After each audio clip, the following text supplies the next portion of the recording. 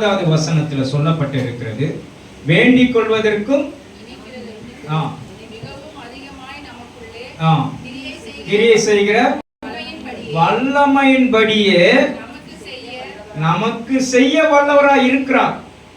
உங்களுக்கு செய்ய வல்லவராய் இருக்கிறார். நீ வேண்டிக் கொள்வதற்கும் நினைப்பதற்கும் கிரியை செய்ய அவர் வல்லவராய் இருக்கிறார். எத்தனை பேர் விசுவாசிக்கிறீங்க? 38 வருஷமாய்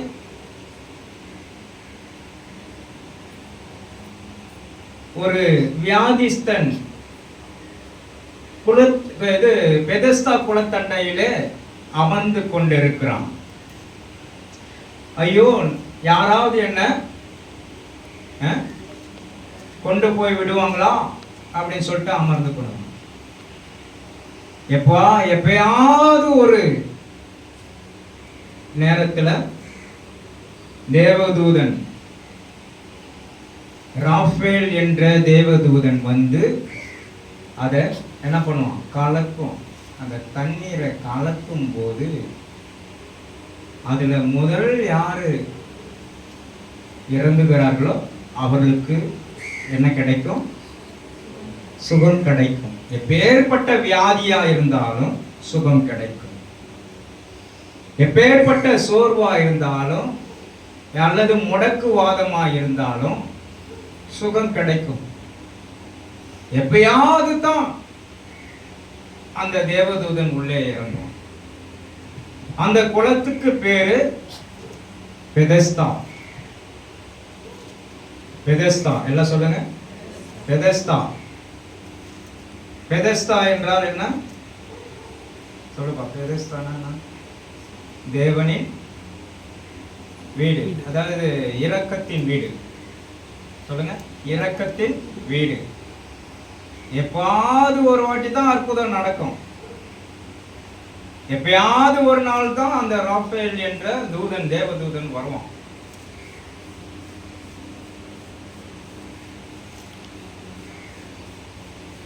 ராஃபேல் என்றால் சுகம் கொடுக்கிற கர்த்தர் என்று அர்த்தம்.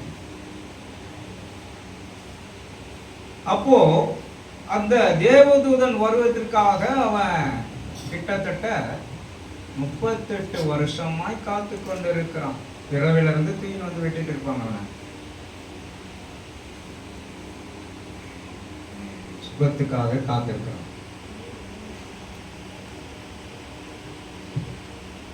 சுகம் கிடைச்சு இயேசு கிறிஸ்து ஒரு நாள் அந்த வழியாய் வந்த போது அவனுக்கு சுகம் கிடைச்சது. எப்படி கிடைச்சது சொல்லுங்க? இயேசு கிறிஸ்து வந்த பிறகு அந்த பெதஸ்தா என்ற இடத்துக்கு மதிப்பில்லாத போயிற்று. இயேசு கிறிஸ்து வந்த பிறகு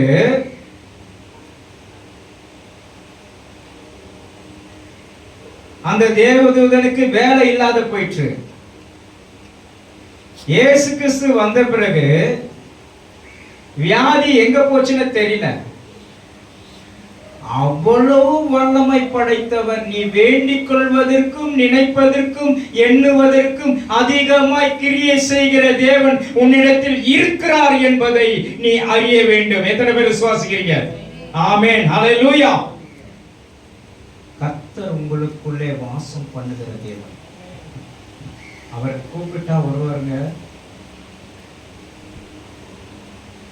வியாதி நேரத்துல நீ கூப்பிட்டு பாரு. அவர் சுகம் கொடுக்கிற தேவன். அந்த நாட்களில அந்த பெதஸ்தா குளத்தை அந்த எல்லாம் வியாதிஸ்தரெல்லாம் வெட்டுவான். அவன் வருஷத்துக்கு அல்லது வாரத்துக்கு ஒரு முறை அந்த தேவதூதன் கலக்கி இருந்தா கூட அநேக வியாதிஸ்தர்கள் சுகமாயிருப்பாங்க. அநேக வியாதிஸ்தர்கள் சுகமாயிருப்பாங்க. அந்த தேவதூதன் எப்பயாவது வந்து கலக்கும். அதுக்காக காத்து நிற்பாங்க. காத்திருந்து சில பேர் வியாதி தாங்க முடியாது செத்துருப்பாங்க. அதான உண்மை. எப்போ டாக்டர் வருவார், எப்போ டாக்டர் வருவார். இங்கே ஒரு பெதஸ்தான் டைனஸ்டிக்கு ஒரு லேப் இருக்கு. நாம் இருப்பாருன்னு சொல்லிட்டு போவோம், ஆனால் காணும். அவர் ஃபோன் பண்ணி பார்த்தா, ஐயா அதோ 5 நிமிஷத்தில் வந்துடுவேன். கிட்டத்தட்ட அரை மணி நேரம் ஆகும். வெயிட் பண்ணி பார்த்துட்டு திருப்பி வந்துடுவோம். அப்புறம் அவரை ஃபோன் பண்ணுவோம். பார்த்துருக்கீங்களா? இங்கே இருக்கிற பெதஸ்தா தான் பெதஸ்தா லேபு, டைனஸ்டிக் லேபு. அப்போது இந்த நம்முடைய பெதஸ்தாக்கு எப்போ வேலை இல்லாத போச்சு சொல்லுங்க? இயேசு கிறிஸ்து வந்த பிறகு பெதஸ்தாக்கு வேலை இல்லாத போயிடுச்சு. ராஃபேல் தூதனுக்கு வேலை இல்லை. அவன் பணியெல்லாம் எடுத்து மூடிட்டு போயிட்டான். அதே போலதான் உங்க குடும்பத்துல இயேசு வந்துட்டார்னா டாக்டருக்கெல்லாம் வேலை இல்லை. உங்க குடும்பத்துல ஆண்டவர் வந்துட்டார்னா நீ சோர்வா இருக்க மாட்டாய், பலவீனப்பட்டு இருக்க மாட்டாய், கவலைப்பட்டு கொண்டு இருக்க மாட்டாய், எதையும் குறித்து பெரிதாய் நினைக்க மாட்டீங்க. பெரிய பர்வதமே நீ எம்மாத்திரம், செருபாபேல் முன்னே நீ சமமாகுவாய். தேவ ஜனங்களுக்கு முன்பாக நீ முழங்கால் படியிட்டு ஜெபிக்கும் போது உன் வாழ்க்கையிலே பெரிய மாற்றத்தை நீ காண்பாய். கர்த்தர் உனக்கு ஹல்லேலூயா கூட இருக்கிறது நீ உணர முடியும். தேவைகளை சந்திக்க வல்லவர். ஈட்டியை உடைத்திடுவார், வில்லை முறித்திடுவார், ரதங்களை அக்கினியால் சுட்டெரிப்பார். உனக்கு விரோதமா எழும்புகிற ரதங்களா இருக்கட்டும், எப்படியப்பட்டவர்களா இருக்கட்டும், சுட்டெரிச்சுவார். நீ முழங்கால் படியிட்டு நாட்கள் ஆகுது. முழங்கால முடக்கு. வாழ்க்கையில ஒரு பெரிய மாற்றத்தை காண விசுவாசிக்கிறீங்களா? முழங்கால் யுத்தம் என்பது மூளை சாதிக்காததை முழங்கால் சாதிக்கும். நீங்களாம் முழங்கால் படிக்கிறீங்களா தெரியல. ரோமன் கேத்தலிக் சர்ச்சுக்கு போங்க. நீங்க 12 முறை எழுந்து முட்டி போட்டு எழுந்து. நீங்கெல்லாம் அழகா சேர்ல உட்காந்துட்டு போங்க. கொஞ்ச நேரம் எழுந்து ஆண்டவரை ஆராதிக்க முடியல உங்களால. ஒரு ஸ்டான்ஸ் பாடி முடிஞ்ச பிறகு கம்முன்னு போட்டுன்னு உட்காந்துருங்க. நிக்க முடியாதா? என்ன விடவா பலவீனமா இருக்கீங்க?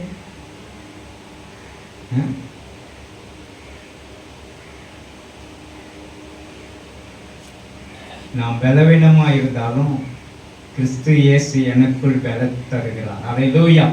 எத்தனை பேர் விசுவாசிக்கிறீங்க? கர்த்தர் நமக்குள்ளே பலனா இருக்கிறார்.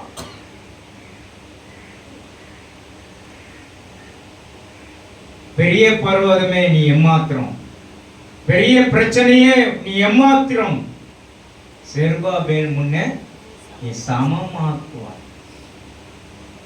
உன்னை ஒன்னும் பண்ண முடியாது. கர்த்தர் நமக்கு கொடுக்கப்பட்ட பலன் சாதனை அல்ல. ரட்சிக்கப்பட்ட ஜனமே, நீ முழங்கால் படிட்டு நீ ஜெபித்து பார். உன் வாழ்க்கையில பெரிய மாற்றத்தை கர்த்தர் கொடுக்கிறாரா இல்லையா பாருங்க. எல்லாவற்றிலிருந்து ஆண்டவர் விடுதலை கொடுக்கிறார். ஆண்டவருடைய பிள்ளைகள் சோம்பேறித்தனமா இருக்கக்கூடாது, சோம்பலின் ஆவி இருக்கக்கூடாது. நாளைக்கு ஜெபிக்கிறோம், இல்லை நாளைக்கு வேதத்தை வாசிப்போம், சரி அப்படிலாம் இருக்காது. தயவுசெய்து சொல்லுங்க, அந்தந்த நாளுக்குரியதை நீங்கள் செஞ்சு பாருங்கள். உங்கள் வாழ்க்கையில் பெரிய மாற்றத்தை கர்த்தர் கொடுத்து உங்களை உயர்த்துவார். கர்த்தர் உங்களை கொண்டு பெரிய திட்டங்களை ஆண்டவர் வச்சிருக்கிறார். நீங்களாம் சுவிசேஷம் அறிவிக்கிறவர்களாக இருக்க வேண்டும். எப்படிப்பட்டவர்களாக இருக்கணும்? சுவிசேஷம் அறிவிக்கிறவர்களாக இருக்க வேண்டும். அல்லேலூயா. வாசிங்க யோவான் புஸ்தகம் 5:4.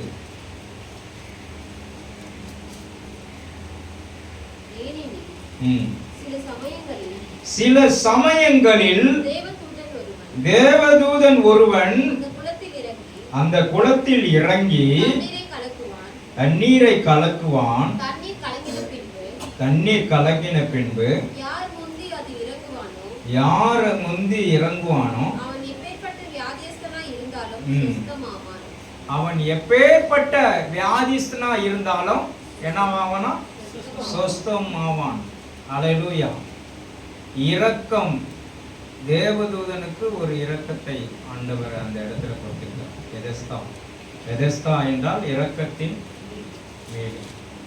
அப்போ தேவ ஜனமே, இயேசு கிறிஸ்து வந்துட்ட பிறகு அவர்களாம் வேலை இல்லை. 8 தினத்தில் நம்ம சர்ச்சுக்கு புதுசாக ஒரு டாக்டர் ஃபேமிலி வராங்க. அவங்க அவர் எதிர்க்கே நான் டாக்டருக்கெல்லாம் வேலை இல்லாத போயிடுன்னு சொல்லிட்டேன். பாஸ்டர் அவர் சொல்கிறார், நான் பாஸ்டர் அப்படின்னு சொல்கிறேன். இல்லை பிரதர், ஆண்டவருடைய சுகம் எல்லாத்தையோடைய மேலானது. அதுதான் அவர் சொல்கிறாரு. அதான் என்ன சொல்கிறாரு அப்படின்னா, உண்மைதான் பாஸ்டர், நேற்று தினத்தில் அவர் வீணாக ஒப்பு கொடுங்க. இந்த இது பேர்னா கொரோனா பீரியடில் இவங்களே கொஞ்சம் ஒரு வைரஸை உருவாக்கி ஜனங்களை கொல்லணும்னு சொல்லிட்டு ஒரு பிளான் பண்ணாங்க ஐக்கிய நாடுகளில். அது மோடின்னு மாத்திரம் இல்லை, அது அமெரிக்கா எல்லாமே வல்லரசு நாடுகள்லாம் சேர்ந்து ஒரு வைரஸை உருவாக்குனாங்க. உருவாக்கி அந்த கோவாக்சின் மருந்து அதன் மூலமாக ஜனங்களுக்கு எடுக்கிறதுக்கு இது பண்ணாங்க. ஆனால் அவர் சொல்ல, நானே போடல பாஸ்டர். அப்போனா பார்த்துங்க எந்த அளவுக்கு பிசாசின் கிரியைகள் மனுஷனை தாக்குது. இயற்கை கிரியைகள் ஒரு இது தாக்குதுன்னா இந்த பிசாசின் கிரியைகளை தாக்கும். ரொம்ப ஜாக்கிரதையா இருக்கணும். இன்னைக்கு பார்த்தீங்கன்னா சின்ன வயசு பிள்ளைகள்லாம் மறிக்கிறாங்க. ஊசி போட்டவங்கெல்லாம் குடிக்கிறாங்க, மறிச்சிடுறாங்க. யாரெல்லாம் கோவேக்சின் ஊசி, கோவிஷீல்டு ஊசி இதெல்லாம் யாரெல்லாம் போட்டிருக்காங்கன்னு தெரியல. ஆனால் ஆண்டவர் எனக்கு ஏற்கனவே ஒரு 6 மாதத்துக்கு முன்னாடி சொன்னார். ஒரு பெரியவர் என்ன சொல்றார், யாரெல்லாம் இந்த வேக்சின் போட்டிருக்காங்களோ அவங்களுக்காக ஜெபம் பண்ணணும், நீ ஜெபம் பண்ணி ஆகணும்னு சொல்ற. தினந்தோறும் நான் ஜெபித்து கொண்டிருக்கேன். நம்முடைய சபையில ஆண்டவர் பாதுகாத்து கொண்டிருக்கிறார். அநேகரை ஆண்டவர் பாதுகாத்து கொண்டிருக்கிறார். வெளியே பார்க்கும்போது 25 வயசு பையன், 35 வயசு ஆட்கள், 40 வயசு ஆட்கள், சின்ன வயசு, நடுத்தர வயசு மரித்து கொண்டிருக்கிறாங்க. இதற்கெல்லாம் காரணம்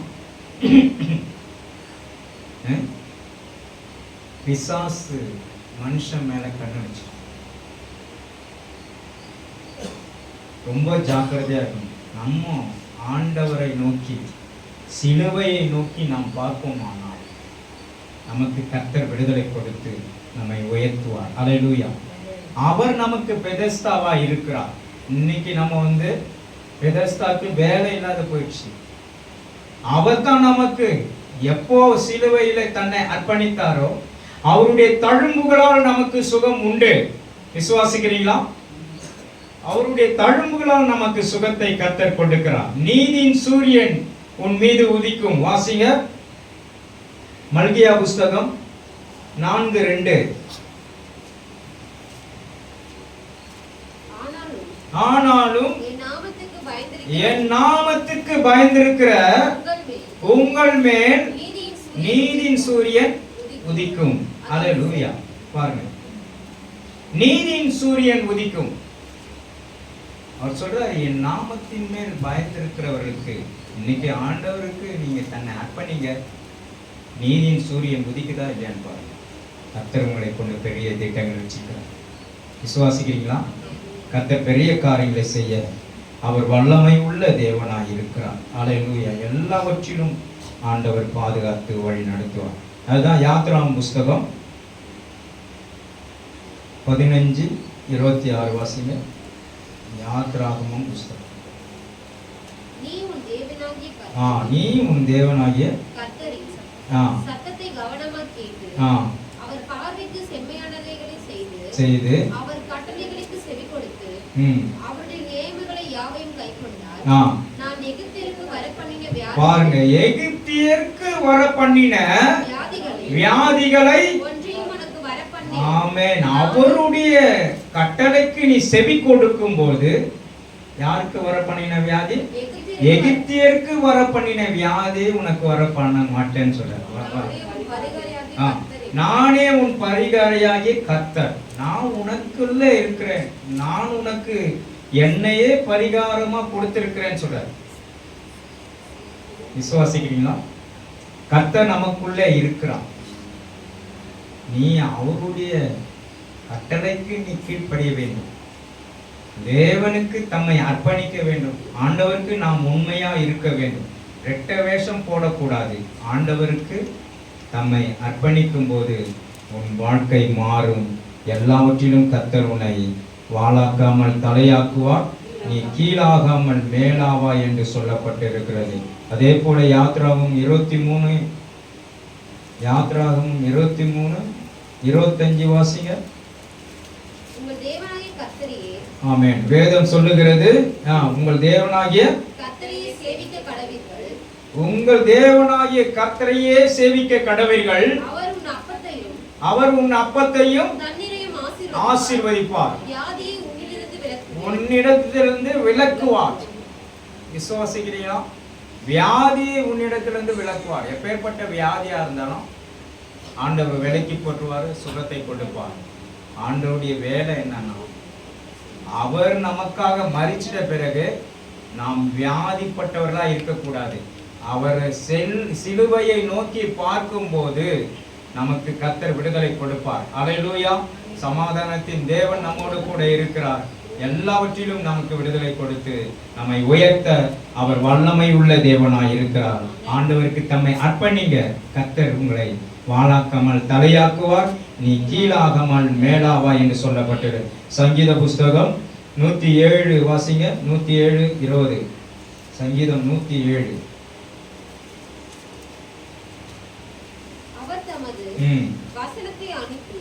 தமது வசனத்தை அனுப்பி குணமாக்குவார். பாருங்க, வசனம். நிறைய பேருக்கு நம்ம பைபிள் படிக்கணும்னா ரொம்ப கஷ்டமா இருக்கு. தினந்தோறும் சங்கீதம் படிங்க. சங்கீதம் படிக்கும் போது வசனத்தை அனுப்பி உங்களை என்ன பண்ணுவாராம்? குணமாக்குவார். என்ன சொல்லுங்க? பக்கத்துல இருக்கவங்களை பார்த்து சொல்லுங்க. குணமாக்குவார். குணமாக்குவார். வசனத்தை அனுப்பி குணமாக்குவார். ஆண்டவர் நிச்சயமாய் நமக்கு வசனத்தை அனுப்பி குணமாக்குகிற தேவன் நம்மோடு கூட இருக்கிறார். வசனம் என்பது நமக்கு ஒரு மாத்திரை போல. டாக்டர் எழுதி கொடுக்கிற அந்த பிரிஸ்கிரிப்ஷன்ல 3 வேளை மாத்திரை எழுதி கொடுப்பாரு. 3 வேளையும் 3 நாளைக்கு போடுங்கன்னு சொல்லுவாங்க. நம்ம ஆளுங்க என்ன பண்ணுவாங்க தெரியுமா? 3 மாத்திரை வாங்கிட்டு சாப்பிட்டீங்களா? டாக்டர் கிட்ட, டாக்டர் நீங்க எழுதி கொடுத்த மாத்திரையை போட்டேன் டாக்டர், ஆனாலும் எனக்கு சரியாகும். எத்தனை நாள் போட்டீங்க? ஒரு நாள் தான் போடணும். நாம எத்தனை நாள் எழுதி கொடுத்தேன்? 3 நாள் எழுதி கொடுத்தேன்.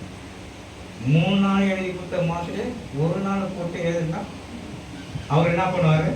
15 நாளுக்கு எழுதி கொடுத்துருவார். அடுத்தது வசனத்தை அனுப்பி அவர் குணமாக்குகிற தேவன். விசுவாசிக்கிறீங்களா? வசனத்தை உனக்கு அனுப்புவார். வசனம் மூலமாக உனக்கு சுகம் கிடைக்கும். வசனத்தை அனுப்பி ஆண்டவர் உன்னை ஞானவானை மாற்றுவார். விசுவாசிக்கிறீங்களா? இயேசுவானவர் ஞானத்திலும் வளர்த்திலும் தேவ கிருபையினாலும் மனுஷ தயவினாலும் வர வர விருத்தி அடைந்தார். வாலிப பிள்ளைகள் எல்லாம் ஆண்டவருக்கு பிரியமாய் நடக்கணும் அப்படின்னா வசனத்தை தியானம் பண்ணுங்க, வசனத்தை படிங்க, பைபிள் படிங்க. வசனத்தின் மூலமாகத்தான் ஆண்டவர் நம்மை சுகப்படுத்துவார். அல்லேலூயா. இப்போ பெதஸ்தா நமக்கு செட் ஆகாது. பெதஸ்தா செட் ஆகுது. நிறைய பேர் பெதஸ்தா, கோயம்புத்தூர்ல ஒரு பெதஸ்தா கட்டி இருக்கிறாங்க. அங்க போறேன் பாஸ்டர் அப்படின்னு சொல்றாங்க. வேளாங்கண்ணிக்கு போயிட்டு மொட்டை வச்சுன்னு வந்துடுறேன் பாஸ்டர். உங்க முடியை கொடுத்துட்டு வந்தா அங்க சுகமாயிடுமா? இன்னைக்கு நிறைய பேர் அப்படிதான் இருக்கிறாங்க. ஒருத்தர் நடந்து போறவங்களுக்கு ட்ரெஸ் கொடுத்து அனுப்புறாங்க. இங்க இருந்து வேளாங்கண்ணிக்கு நடந்து போறவங்களுக்கு ட்ரெஸ். அவங்க வர வழியில அங்கங்க குடியும் குடிச்சிட்டு அங்கங்க ரெஸ்ட் எடுத்துட்டு போறாங்க. அது ஒரு ஜாலியா போறாங்க, பாத யாத்திரைன்னு சொல்லிட்டு. வசனத்தை நீங்க தியானம் பண்ணி பாருங்க. அதுல இருக்கிற அந்த வல்லமை சாதாரணது அல்ல. கர்த்தர் உங்களை வாளாக்காமல் தலையாக்குவார், நீ கீழாகாமல் மேலாவாய் என்று சொல்றார். அல்லேலூயா. மத்தேயு புஸ்தகம் 8:17 வாசிங்க.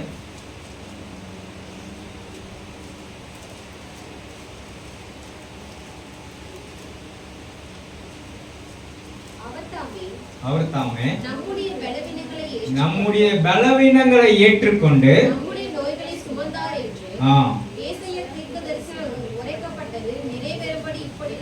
இப்படி நடந்தது. நம்முடைய பலவீனத்தை அவர் வியாதிகளை சுமந்துட்டார். எப்படி? நம்முடைய வியாதிகளை சுமந்துட்டார். சுமந்திருக்காரா? நம்ம ஜெபிக்கும் போது வியாதிகளை சுகமாக்குவார். நம்ம ஜெபிக்கும் போது நன்மைகள் உண்டாகும். மறுபடியும் வாசிங்க அந்த வசனம். அவர் தாமே நம்முடைய பலவீனங்களை ஏற்றுக்கொண்டார். விசுவாசிக்கிறீங்களா? உங்களுடைய பலவீனங்கள் எதுவா இருக்கலாம். அது சோர்வா இருக்கலாம், அல்லது பெரிய வியாதியா இருக்கலாம்.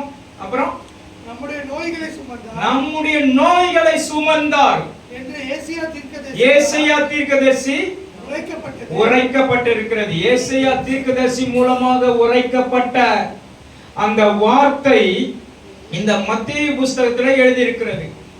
இயேசு கிறிஸ்து அதை வாசிக்கிறார். விசுவாசிக்கிறீங்களா? அல்லேலூயா. கர்த்தர் பெரியவர். சரி, நம்ம உங்ககிட்ட ஒரு கேள்வி கேட்கிறேன். அப்போஸ்தலர் நடபடிகள் யார் எழுதினார்? சொல்லுங்க. அப்போஸ்தலர் நடபடிகள் தெரிஞ்சவங்க இது இந்த செயலை சொல்லக்கூடாது. அப்போஸ்தலர் நடபடிகள் யார் எழுதுனது? பவுலா? சொல்லுங்க, இந்த சைடு சொல்லுங்க. அப்போஸ்தலர் நடபடிகள், அப்போஸ்தலர் இருக்குல்ல, அப்போஸ்தலர் நடபடிகள் புஸ்தகம் யார் எழுதுனது? இதெல்லாம் நீங்க தெரிஞ்சுக்கணும். தயவுசெய்து எந்த சர்ச்சுக்கு போறீங்கன்னு கேட்டா எங்களுக்கு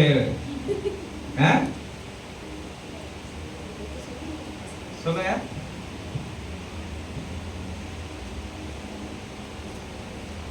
இதுதான் நான் பைபிள் ஸ்டடி வைக்கிறேன். புதன்கிழமையில வாங்க. நிச்சயமா 1 மணி நேரம் உங்களுக்கு ஒரு ஸ்பெண்ட் பண்ணணும். நீங்க நிறைய கற்றுக்கொள்ளலாம். அப்போஸ்தலர் நடபடிகள் யார் எழுதுனது?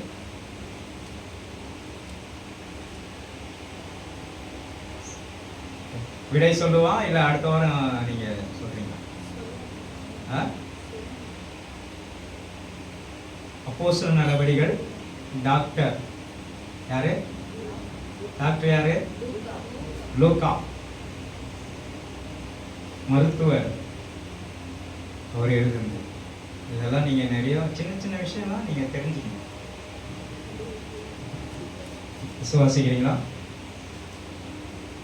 அப்போஸ்தலர் நடவடிக்கைகள் லூக்கா எழுதுனது. லூக்கா எழுதின சுவிசேஷமும் அவர் தான் எழுதினார். 2 புஸ்தகத்தை அவர் எழுதினார். பவுலும் சீலாவும் யாரு?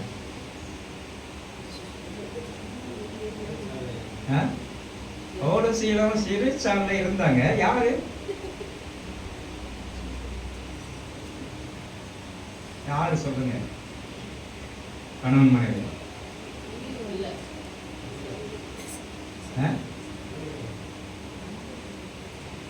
சொல்லுங்க. ஊழியக்காரனா? அப்போஸ்தலர்.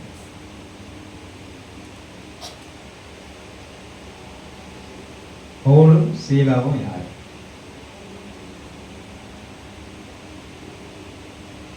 சில பேர் சொல்லுவாங்க, நானும் சொல்லியிருக்கேன் பைபிள் படிக்காத, அதாவது பைபிள் கிளாஸ் போகிறதுக்கு முன்னாடி நானும் ஒரு பிலீவராக இருக்கும்போது சொல்லியிருக்கேன். சீலா உடனே அவங்க ஒய்ஃப் பாஸ்டர் அப்படின்னு சொல்ல, ஒய்ஃப்லாம் இல்லை, அவர் அவருடைய ஃப்ரெண்டு. யாரு? இவருக்கு பவுலுக்கு ஒரு ஃப்ரெண்டு. ஆண்டவரை பற்றி சுவிசேஷம் அறிவிக்கிறவர்கள். விசுவாசிகளா? இவாஞ்சலிஸ்ட் அவங்க. ஆகவே சின்ன சின்ன விஷயத்தை நீங்க கற்றுக்கொள்ள வேண்டும் என்றால், புதன்கிழமையில நான் இந்த இடத்துல உட்கார்ந்துருக்கேன், நீங்க கற்றுக்கொள்ளலாம். 1 மணி நேரம் உங்களுக்காக ஸ்பெண்ட் பண்ணலாம். நீங்க இதை தெரிஞ்சிட்டீங்க அப்படின்னா பைபிள் ஈஸியாக படிக்கிறதுக்கு ரொம்ப நல்லா இருக்கும். அது யாராக இருந்தாலும் நீங்க புதன்கிழமையில 7 மணிக்கு பைபிள் ஸ்டடி இருக்கும். நீங்க கற்றுக்கொள்ளலாம். கர்த்தர் உங்களை ஆசீர்வதிப்பார். அல்லேலூயா. அது மிகவும் ஆச்சரியமாக இருக்கும். கொஞ்ச நாள் இது மும்தா, எடிஷியா, விபியா, வேற யாரும் ஒரு 4-5 பேர் கற்றுக்கொண்டு இருந்தாங்க. அப்போது அந்த சீசன் தாங்க, இந்த டைமில் கொரோனா பீரியட் முடிஞ்ச உடனே அது இதுவாகிடுச்சு. அதனால் இதை செய்யுங்க. நீங்கள் கற்றுக்கொள்ள விரும்புகிறவர்கள் நீங்கள் உண்மையாக ஆண்டவரை பற்றின வேதத்தை பற்றின ஞானம் அறிவு வர வேண்டும் என்றால் இந்த பைபிள் ஸ்டடி உங்களுக்கு அவசியமாக இருக்கும்.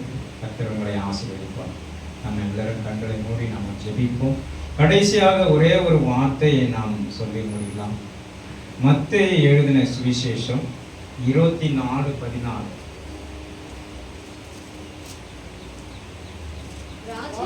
ராஜ்யத்தினுடைய இந்த சுவிசேஷம் பூலோகமெங்கும் சகல ஜாதிகளுக்கும் சாட்சியாக பிரசங்கிக்கப்படும். அப்பொழுது முடிவு வரும். இது ஏன் இதுல போறேன் அப்படின்னா, நீங்க சுகம் பெற்றதை மற்றவர்களுக்கு மற்றவர்களுக்கு நீங்க சாட்சியாய் சொல்லணும்.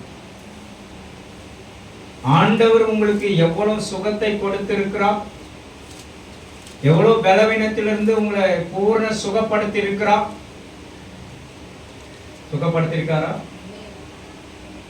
ஆண்டவர் சுகப்படுத்தினதை பிறருக்கு நீ சாட்சியாய் சொல்லும் போதுதான் அது ஒரு சுவிசேஷமாய் மாறும். அது சுவிசேஷமாய் மாறும்போது அப்பொழுது முடிவு வரும். தேவ ஜனமே, அவர்கள் ரட்சிக்கப்படுவார், மனம் திரும்பும். கர்த்தர் உங்களை ஆசீர்வதிப்பார். ஆகவே இந்த ராஜ்யத்தின் சுவிசேஷம், எந்த ராஜ்யம்? இந்த ராஜ்யத்தின் சுவிசேஷம் உலகமெங்கும் பிரசங்கிக்கப்படும். அவர் சுகம் கொடுக்கிற தேவன் என்பதை நீங்கள் பிறருக்கு சொல்லும் பொழுதுதான் அங்கு நன்மை நடக்கும், ரட்சிப்பு கிடைக்கும். கர்த்தர் பெரிய மாற்றத்தை கொடுப்பார், கர்த்தர் விடுதலை கொடுப்பார். ஆகவே நீங்க அல்லேலூயா தங்களை அர்ப்பணித்து ஜெபம் பண்ணுங்க. கர்த்தர் உங்களை கொண்டு பெரிய திட்டங்களை செய்வார். அவர் வல்லமையின் தேவனாய் இருக்கிறார், சுகம் கொடுக்கிற தேவனாய் இருக்கிறார், பரம வைத்தியராய் இருக்கிறார்.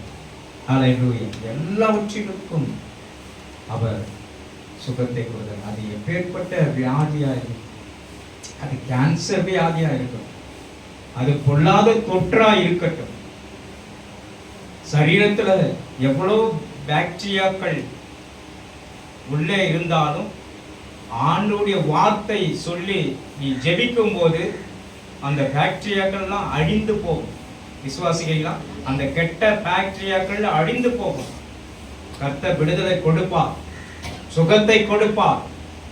ஆண்டவர் இன்றைக்கு அவருடைய தழும்புகளால் சுகமாக்கும் வல்லமை உன்னிடத்தில் உண்டு என்பதை நீங்க அல்லேலூயா அறிந்து ஜெபம் பண்ணுங்க. வசனத்தை அனுப்பி குணமாக்குவார். கர்த்தர் உங்களை ஆசீர்வதிப்பார். நாம் எல்லாரும் எழுந்து நிற்போம். அன்பின் பரலோக பிதாவே, இந்த நாளுக்காக ஜெபிக்கிறோம். ஆசீர்வதி, சுகபலன், ஆரோக்கியத்தை தாரும். கர்த்தர் உன்னை ஆசீர்வதித்து உன்னை காக்க கடவர். கர்த்தர் தம்முடைய முகத்தை உன்மேல் பிரகாசிக்க பண்ணி உன்மேல் கிருபையாய் இருக்க கடவர்.